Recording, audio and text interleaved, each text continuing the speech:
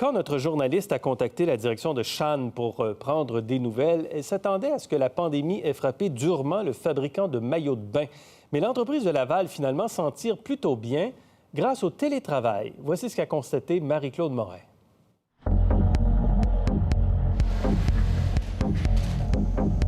Même si les bikinis et les vêtements de plage sont un peu moins populaires avec les interdictions de voyage, les affaires vont plutôt bien chez Shan. Nous, on fabrique. On n'a pas de surplus d'inventaire autant que d'autres. On a un produit qu'on est capable de modeler rapidement. L'entreprise de Laval offre du prêt-à-porter depuis déjà 4 ans, mais ses collections représentaient seulement le quart des revenus avant la pandémie. Cette année, environ la moitié des ventes devraient provenir des vêtements axés sur le confort. On a un produit adapté, si on peut dire, à la pandémie. Pour nous, on offre aux clients justement le produit qu'ils ont besoin pour faire du télétravail. L'équipe est passée de 150 employés avant la pandémie à 135.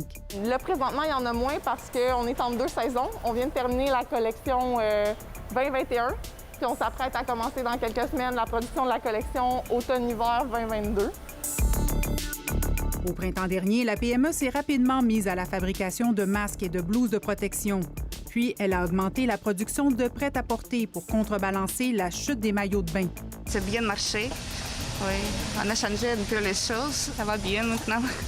On a les commandes, on a beaucoup de travail. On a arrêté un mois, mais depuis, on travaille. C'est une belle surprise. Oui, c'est bien. Tant mieux pour nous, hein? On fait beaucoup plus avec moins, je crois. On essaye de mieux se répartir le travail et d'être le plus efficace possible dans ce qu'on fait, là. Les produits Shan sont vendus dans 850 boutiques dans une trentaine de pays. Ce qui nous aide un peu, c'est de faire une bonne partie de notre chiffre d'affaires aux États-Unis. Depuis 2 mois, on voit que le sud des États-Unis est vraiment reparti et tranquillement, ça remonte vers le nord.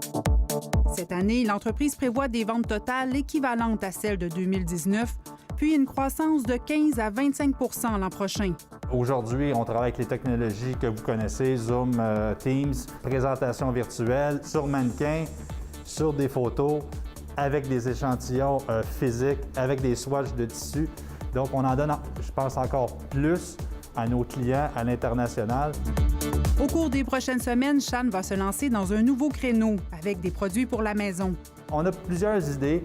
On va tester nos trucs dans les prochaines semaines. Ça pourrait être de quoi d'assez intéressant. En proportion est bonne, puis le manteau est droit.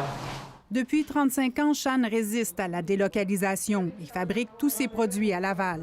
Je me suis sentie longtemps comme un dinosaure, mais aujourd'hui, je réalise que c'est ce qui va faire qu'on va être très, très, très, très fort et puissant comme brand après, parce que ça, c'est notre force.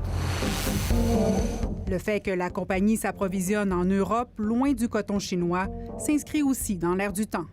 Ici Marie-Claude Morin, Radio-Canada, à Laval.